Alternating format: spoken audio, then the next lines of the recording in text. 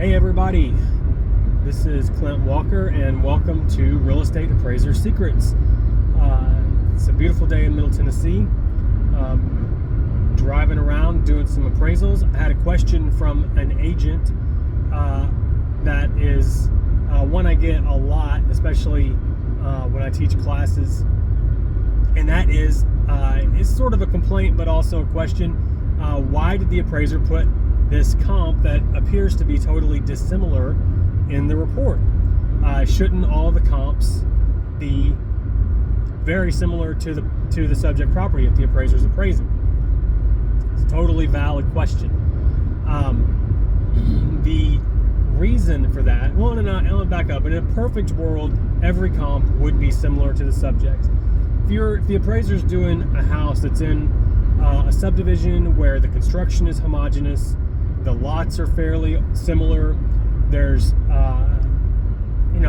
nothing weird going on like floodplains or train tracks or interstates nearby, then there's really, in those cases, usually no reason to have dissimilar comps. Your comps would be, 2-story to 2-story, lot to lot size, kind of like right down the pike of what everyone would expect to see.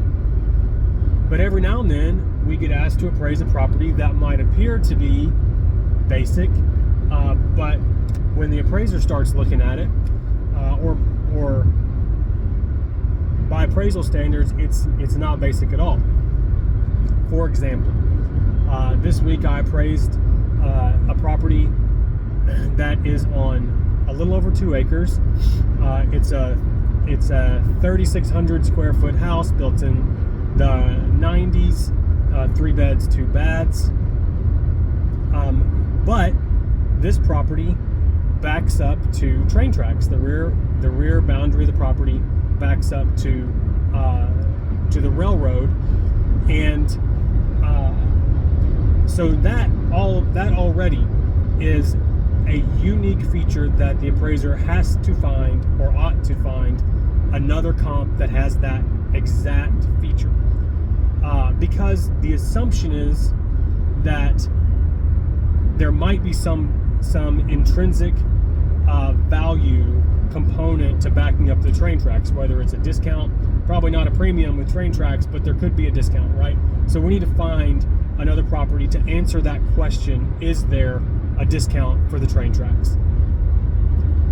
Now, you can imagine, if you're a developer, the goal is not to build a lot of properties backing up the train tracks. So we're probably dealing with sort of a scarcity in closed sales that back up to that property.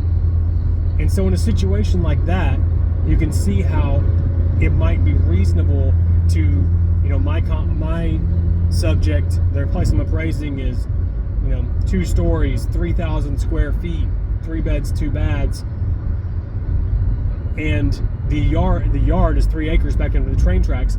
Well, I might have no other choice in that situation than to use a sale that's 1 acre of a ranch style house that's half the size, that also touches the train tracks. That might be the only sale I've got available. So in all other circumstances, that would not be a comparable sale. It probably wouldn't be the same buyer for that property. But what you learn in appraiser school and as an appraiser trainee is how to make adjustments for those differences. So I can go and find the difference between 1 acre and 3 acres. I can go and find the difference in value from 1,500 square feet to 3,000 square feet.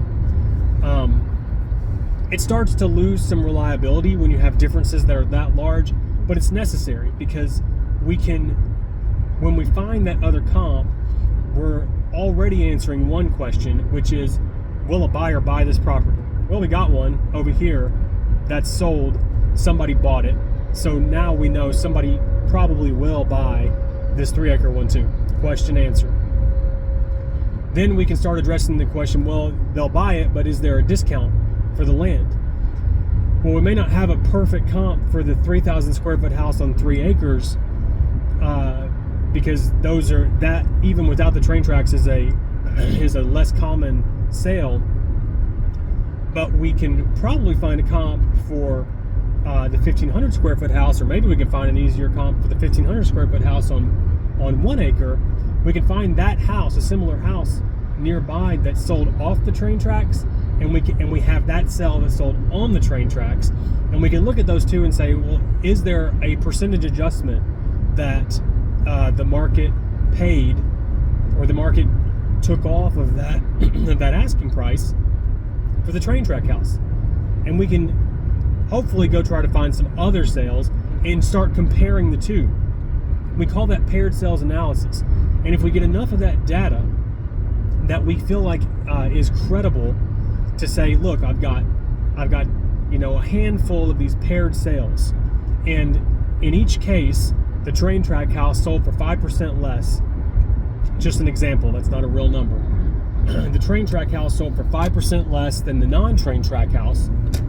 Now I can take that to my subject and say, okay, I've got this one train track house. It proves that somebody will buy it.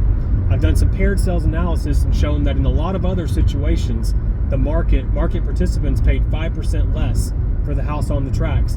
I can take that 5%, which is again just completely hypothetical, and I can apply it to my subject, and now I've got support for a 5% deduction based on the train tracks. So that is one explanation for why your appraisal report might have a comp that appears in all regards totally dissimilar to the subject, but is in there for a really important reason. And as an appraiser, we deal with that sort of analysis a lot. It's not just train tracks. It's it's premium features like being on the lake, having a dock. It's other negative features like backing up to the interstate, backing up to the flood hazard area, being in a flood hazard area. So to bracket these things that any informed person might assume have some value component to them, we need to go out and find another property that has a similar value component and use that property to conduct some analysis to see if we need to make an adjustment for that feature. So I hope that's valuable to you. I hope that sheds some light on something that you might be otherwise scratching your head about, or even really annoyed about when you see an appraisal report. And I hope that helps you. Have a great day. And thanks for listening. Go out and serve some people.